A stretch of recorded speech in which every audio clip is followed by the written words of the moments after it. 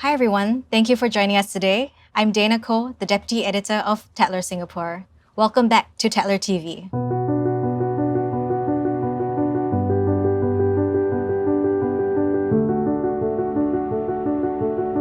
This series is all about getting you well-versed in the world of Metaverse, from NFTs to cryptocurrency to blockchain technology, and how it's reshaping the way we live, work, play, and even drink. In today's episode, we'll be exploring the worlds of asset-backed NFTs and whiskey. And I'm so happy to have with me a stellar panel of experts. We have Emma Walker, Johnnie Walker's master blender, digital artist Bosslogic, and Sam Dove of BlockBar, the world's first NFT marketplace for wines and spirits.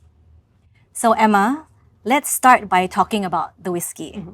What is Johnnie Walker's Masters of Flavor, and how does this rare scotch celebrate the fine art of whiskey craftsmanship? So the Johnnie Walker 48-year-old, it's an exceptional scotch. It brings together some amazing, fleetingly rare examples of scotch that we have in our whiskey reserves. It's been brought together to create just a lovely flavour, but it's to also celebrate the craftsmanship of how scotch is created from the maltings through to the blending process. And Bosslogic, you've created the brand's first ever digital art, 7 one-of-a-kind NFTs featuring this rare whiskey. I see they're set against different landscapes. What elements of the story or the spirit that inspired you, and how did you translate that into your art? We kind of wanted to bring the drink into the scene in a way that it kind of resonates with everything. And what's better than everything than every element? We went with ice. We went with fire. We went with basically we went for all the elements, and ended up with digital, the pixel one, just so it can kind of blend with the scene with the metaverse that we're into now. So. And that was their actual idea. We just wanted to do the elements, but they wanted to bring in like the digital scape. And so happy they gave us that idea to end it off. I suppose that's really cool. It's almost like the whiskey, you're bringing those different elements, those different parts together into almost one. And the evolution process of it, it's like we wanted to like show time and how you guys have come through the scene and how your time on the scene has been noticed. But this was actually a better concept because now you've been through everything, something that's been around since the start of time, which is elements. It's really interesting just seeing how the two different things sort of develop in a very similar way. And it fused, it blended properly. Yeah. Great. Sam Dove, so Johnnie Walker has teamed up with BlockBar, the world's first direct-to-consumer NFT marketplace for wines and spirits. How did this partnership come about, and what can we expect from such a legacy brand entering the NFT space? So we have a long-standing partnership and relationship with Diageo and Johnnie Walker for many years from our duty-free business. So we've been working for over 20 years with Diageo and Johnnie Walker, and we've gone into e-commerce when that started, and then we really think this was the next big thing. And you know, what better partner for us than Johnnie Walker to start this journey. And what can we expect from that whole partnership? Well, you can't say. I think there's more. I think there's there's more to come. Definitely, this is the start. I think this is an incredible start. Emma was talking about the incredible whiskey. I think one of the most important elements is that this will never be recreated. So when you're talking about authenticity and scarcity and everything that NFTs are about, whiskey fits perfectly into that. Yes. This will. You're talking about. I think it's some distilleries that'll never be opened up again. Some whiskeys that'll never be. So. This was aged for 48 years. It'll never be done again. So I think that's one of the, to start off with that is incredible for us. I think that's great because being able to work on a whiskey of that age, like you said, it's just these fleetingly rare expressions, and once you use them, they're gone. So I think being able to tie that together with the art and the sort of the NFT process it's really interesting, especially to a newbie like myself who's learning. That's a cool thing. Like Dina had this like wine collectors and alcohol collectors and all this stuff. And if they want to expand their collection into the digital space, something that's like, coming times and being relevant with it, this is something they can do. Yeah. And I think the reason we started this way is because all these collectors have a very tough time collecting in general, and this really gives them an easier way to collect. Makes storage isn't an issue. Authenticity isn't an issue, which in sadly, in this space, it's in the wine and spirit space, it's been a big issue that really NFTs solves. Okay, so which brings me to my next question. How is this partnership opening up a new world for both collectors of NFTs and collectors of exceptional spirits? Like, you're reaching a brand new demographic. So people who collect NFTs are probably a bit younger, and a 48-year-old whiskey, they weren't even born when the whiskey was, born, right, basically. From my point of view, in the NFT space, when someone buys like an NFT, especially if it's an old piece but turned digital, that person that bought it tends to want to learn about that side of thing. And I think that's what opens up here. It's like if I bought say I bought this one here, and I would want to learn about the actual collecting of whiskeys and wines and spirits. And it goes the other way around as well. So you just bought into the scene, you want to learn about the scene, and what else can you collect? So it kind of helps both sides. Yeah, also, one thing we always say is when you think of the typical spirits collector, you tend to think of an older demographic. And then when you think of NFT collectors, you're kind of thinking of this new wave of collectors, a much younger demographic. So what we're excited to do with BlockBar is kind of introduce the world of premium spirits collecting and investing to the younger demographic, and then introduce the world of NFTs to the older demographic, because a lot of the hurdles behind NFTs are kind of solved when it's asset backed, because you're buying a physical product from a brand that is very well known and very well respected. We allow people to pay with credit cards, with wire transfer, or with crypto, and then they can have delivery on demand. So it kind of solves a problem for both different industries and merges them together. So, and Emma, NFT owners will not only get a work of digital art and a physical bottle, but also a once-in-a-lifetime experience with Johnnie Walker. Can you tell us more? Yeah, so the very lucky owners, they will get to come to Scotland, so they'll get to experience Scotland, where the Scotch comes from, where it was made and created. They'll get to stay in the beautiful Gleneagles Hotel, which is an amazing experience in itself. They'll get to go to Glenkinchie Distillery, which is one of our Four Corners distilleries, which is just down the road from Edinburgh. I have a very personal tour of that site. It is just lovely. And they'll also get an amazing experience at Johnnie Walker Princess Street. So they'll get to learn more about the whiskey, how it comes together. But very specially, they'll get to go to the Diageo archives. This is a really special thing. Not many people get to go there. It's something that the whiskey makers get to use, other people within the company, but it's not open to the public. So you get to see almost the history of how Scotch, how Johnnie Walker has sort of grown over the years and how it's developed. You get to see some of the books, the books of the blending books and different things like that. It's like we were talking about. You can use this experience to learn more about NFT, about the process, but also about how whiskey's made and where it comes from. Also, we gotta ask her if we can figure out if they can try the actual. Yeah, can they? Yeah. They get to try. Yeah. Little sip. Yeah. We'll definitely work on it. We still got to figure out what it tastes like. Yeah, I've been curious the whole time. Yeah, We can buy one. I mean, can you describe the flavor profile for us? I mean, it's a beautiful whiskey, as we talked about. It's made from some very fleetingly rare whiskies. So it's got Port Dundas, it's got Brora, which is one of the most looked for whiskies in the world. It's got Glenalbyn, it's got Glenurry Royal, and these are balanced with wonderful expressions from Dalwhinnie, from Blair Athol and Cameron Bridge. It's got this beautiful layers of complexity and flavour, but it's amazingly smooth as well. So when you first nose it, you get this lovely sort of smoke. It's almost like maritime smoke. There's peat, there's saltiness, there's seaweed, and then you start to get rich fruits coming through. Ooh. And spices. It's got everything in the glass. That's the best we're gonna get, man. I can only That's the closest we'll come. I mean, we can only imagine. Just as I'm just wondering, so whiskey can be appreciated in so many ways for its complex flavors and its aromas. How do you envision whiskey digital art be savored in the metaverse? Could this mean that these 7 collectors be savoring this in an immersive augmented reality experience in the future or something? Just like the real stuff, you don't open the real stuff in real life. So in the digital scape, just collect it and let it appreciate and value. The longer you have it, the longer the more expensive it will become. Like, it's more valuable. And especially that these are only 7 of them. It's like, and they're like the starting point of something. They're kind of like the genesis, the legacy, and stuff like that comes over time with different companies and different brands. This is what people are going to look for in the whole metaverse. I think the interesting part about that also is that Sam always says it. The interesting part about blockchain and NFTs is that everything is timestamped. Yeah. So this is Johnnie Walker's first NFT forever. Yeah. These first 7 will be the first 7 forever.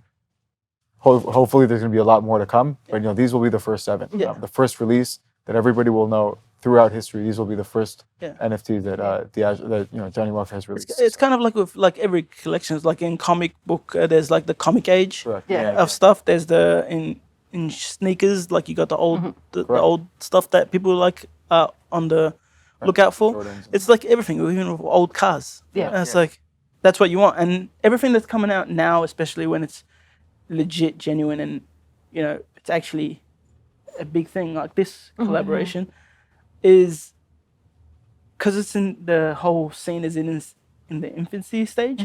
This is all the stuff that's going to be called old stuff in about 2 years time, 3 years time, because the space goes so fast. 2 years is like feels like 20 years. Yeah. But also, like Dov was saying, everything is timestamped. So, when you look for those vintage cars or those vintage sneakers, you don't necessarily know exactly which edition you're getting sometimes. With this, because everything is public and everything is recorded on the blockchain, you know exactly which edition you're getting. So this will forever be cemented in history as, the first ever Johnnie Walker NFT and the first ever Diageo NFT. And we know, like, with collectible things, like timestamps are the most, Yeah, they're of very course. important, like a 69 Charger. And, they look at the years.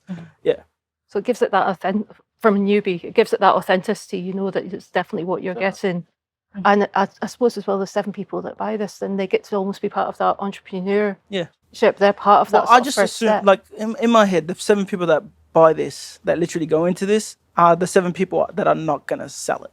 These people generally want this thing. Yeah. It's not to get it and, see where it goes in a couple of years. I think these people want to be part of this thing because you're legit part of the brand. Like, if you're stepping in the digital space, these guys literally helped you step into it. They're the first step. Yeah. They're the people that are almost holding our hand as we start that next stage of the journey going on. I really do hope that they get to try the whiskey as well. Hopefully they invite us. We just want to watch them. You just want to Watch them. I can imagine. They're not going to give us they're not going to share. Maybe we can smell it. Premium whiskies is an alternative investment class of its own, and so are NFTs. How would you say buying in early can seriously benefit collectors, and how do you see these Johnnie Walker NFTs appreciating in value over the years, much like a 48-year-old whiskey?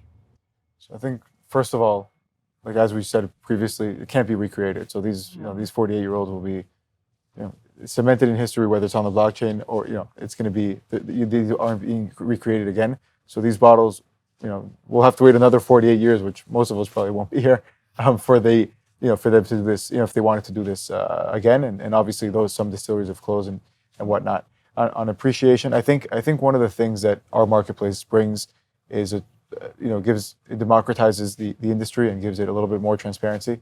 So for those people that, I think one of the issues is when people are buying these types of spirits, they don't know it's hard to know if they're 100% authentic, even if they were authentic, were they stored correctly.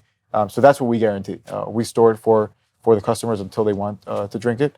And they have a secondary marketplace that really enables them to be able to transfer that on or gift it to someone else, which wasn't really the case up until this point. So, if you wanted to gift it to someone in another country, for example, Australia, you'd probably have to ship that bottle, make sure it gets there, not be damaged, nobody knocking it over and whatnot.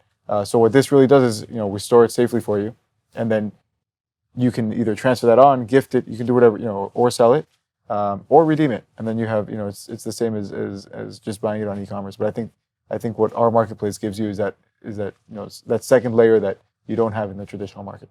Yeah, I think that so whiskey as an investment class was rated the #1 performing alternative asset class of the 21st century, and people don't necessarily know about that industry. But once they get started, they very quickly learn about the obstacles, unfortunately. And unfortunately, people usually learn the hard way. Where the biggest risk when you're collecting premium spirits, because it's so rare, is really storage, authenticity, and then the ability to resell it. Where whenever a buyer is going in to buy something, they want to be assured that that product is 100% authentic, whether they're going to buy it for themselves to drink it or to resell it on. So I think that a lot of those obstacles are cured with BlockBar and utilizing NFTs, because it gives you that ease of transparency and authenticity and interacting with the brand. And then just an added benefit to that is, of course, the added utility and the experiences. And from the NFT perspective, I know you said the 7 collectors will probably keep them and not sell them, but how do you see them appreciating in value of the years? The way I see it is it's like comic books. The appreciation is you having the item and you taking care of the item. But that's kind of like, as they said, they'll take care of that side for you. But in the NFT scene, the only thing you have to take care of is like your wallet. It's like, so you take care of that, your asset stays like put. But yeah, as you collect things and you let them appreciate in price, it's just the fact of you holding it and being a collector within the space. That's the biggest thing for me. Knowing what you're doing, collecting for the right reason. And the coolest thing, like they said, you need to know about that industry. Now with the NFT space, if you bring, spirits and all that sort of stuff there, you can learn while buying.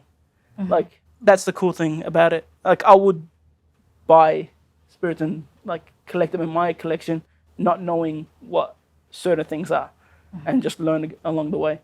And that's the cool thing, I've been learning about a lot of different types of art from the NFT scene, like traditional artists and all that sort of stuff got introduced to me just by buying their NFTs. And that's what's going to happen in this situation. Yeah. Just connecting the different worlds. Yeah. It's all a learning curve because, as I said, it's like this in infant stage. So we're all learning at the same time as experiencing it at the same time. So no one's ahead of it, further than anyone else. Okay.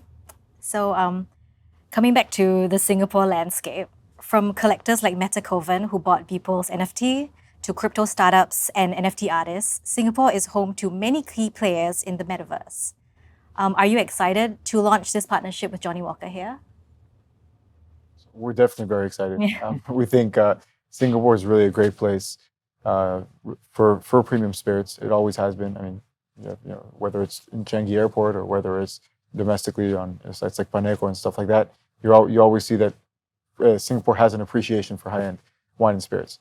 So it almost felt like and besides all of that, all of the product we store on BlockBar is actually stored here in a facility in Singapore. Yeah, I was going to say that, which is just a coincidence. Yeah. So yeah. So really, it's probably the best place for us to launch. I think it made sense for everyone, and we're really excited about it. I'm happy that Singapore's part of like the whole Web3 scene. See, the Web3 scene for us that's heavy into it is like we're all together in the same space. Like Web3 is not really location based. Yeah. Everyone's like there, and you're talking to each other on Twitter, on Discords, and all that sort of stuff. So you don't know where anyone's from. But the fact that it's like we get to travel to Singapore and meet the people that are working within the scene is a big thing. Like that's the coolest thing. Definitely. Connecting to people in person. Yeah. That's what you need to make this Web3 that's not in person grow. So that's a cool thing about it. Yeah. Sometimes you need a in-person experience. Yeah. Right? Especially from scams, if there's any. It's like you want to, like when you see the real person, you work with real people, it's like there's legitimacy there. That's what you want. Yeah.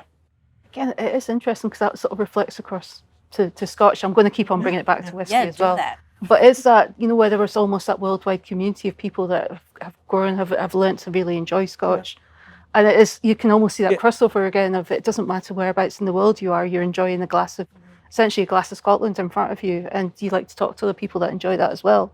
So I think that's where it all links together. This is why it's cool to work with these sort of brands and like these sort of people. When your jobs, no matter how different they are, they blend.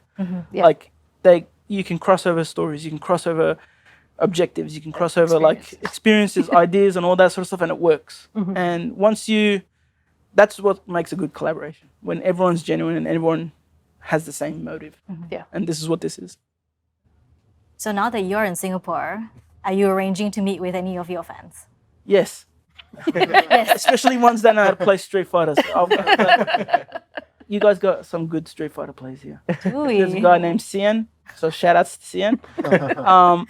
He went to Evo and stuff, so I'm going to call him out and we'll go to the arcades. Okay. Sounds amazing. And Emma, how important is Singapore in the world of whiskey and whiskey collecting? So Singapore and Southeast Asia, it's a huge area for us to work with. So we have some amazing people here that already love and appreciate Scotch and are collecting Scotch. I think what's really interesting, I'm sure you guys have seen it as well, is historically you would think of people that are collecting Scotch as being in sort of older age ranges, but I think from this part of the world, you're definitely seeing the age demographic changing. So I think that's again where it ties over very nicely into the NFT world and that as well. So it's almost opening it up. Singapore's a great place because it gets us to almost open up Scotch to more people and sort of show it in a different place, but hopefully brings people along to enjoy it with us all. Great. And a last question. So seeing that you have a base here, what are the challenges like for you having like asset-backed NFTs, like being sold out of Singapore? I think it's more about education for us. Yeah. Really educating people in the space, and then educating people on why wine and spirits make sense for NFTs. It's sometimes people hear NFTs and we're talking about it and they think different things. It's really about education on what we're trying to do. Again, I'll let Sam expand more, but I think there's a lot of different perceptions of this space. What we're trying to do is making a traditional market just easier to work with, more transparency and more democratized. Yeah, and I think one of the reasons that we're so excited about this partnership with Bosslogic and with Johnnie Walker is because even when we were sitting in the room next door, we kind of all understood that this is more than just a marketing campaign, where it's more than just Johnnie Walker releasing an NFT. It's Johnnie Walker releasing an NFT with a tremendous artist for an actual reason that solves real problems for their consumers and addresses issues worldwide. So I think that that's part of the very exciting thing that we're able to work on. And then also it kind of encompasses everything that's great with NFTs, where you get the asset-backed NFT, you get the experience, and you get the one-of-a-kind artwork. So I think that there's a lot of different angles of why people should be excited about this.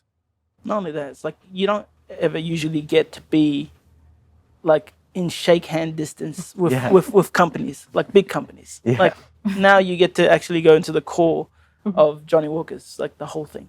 It's like, and a lot of companies are doing that. It's like they'll release an NFT and give you that experience. And it's like, sure, it might be small to others, but it's like if you're a person that looks at companies and a collector of the company, that's a huge deal. Yeah, it creates that relationship. Yeah. Yeah. Great. Thank you for your time, and thank you for tuning in to Tatler TV.